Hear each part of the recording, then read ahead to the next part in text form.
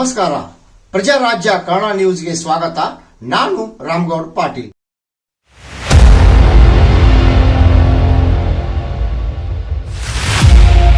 DCC bank ಅಧ್ಯಕ್ಷ ಸ್ಥಾನಕ್ಕೆ ರಮೇಶ್ ಕತ್ತಿ ರಾಜೀನಾಮೆ.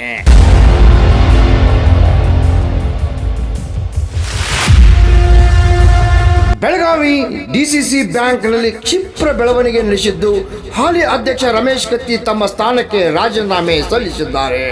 ತಮ್ಮ ವಿರುದ್ಧ ಡಿಸಿಸಿ ಬ್ಯಾಂಕ್ ಸದಸ್ಯರ ಅವಿಶ್ವಾಸ ನಿರ್ಣಯ ಕೈಗೊಳ್ಳುವ ಭೀತಿಯಲ್ಲಿ ರಾಜೀನಾಮೆ ಸಲ್ಲಿಸಿದ್ದಾರೆ ಎಂದು ತಿಳಿದು ಬಂದಿದೆ. ಕಳೆದ ಲೋಕಸಭಾ ಚುನಾವಣೆ ಸಂದರ್ಭದಲ್ಲಿ ಬಿಜೆಪಿ ಅಭ್ಯರ್ಥಿ ಅಣ್ಣಾಸಾಹೇಬ್ ಜೊಲ್ಲೆ ಸೋಲಿನ ನಂತರ ಜೊಲ್ಲೆ ಹಾಗೂ ಕತ್ತಿ ನಡುವಿನ ವೈಮನಸ್ಸು ಏರ್ಪಟ್ಟಿತ್ತು. ಈಗ ಡಿಸಿಸಿ ಬ್ಯಾಂಕ್ ಅಂಗಳಕ್ಕೆ ಈ ಜಗಳ ಬಂದು ನಿಂತಿದೆ.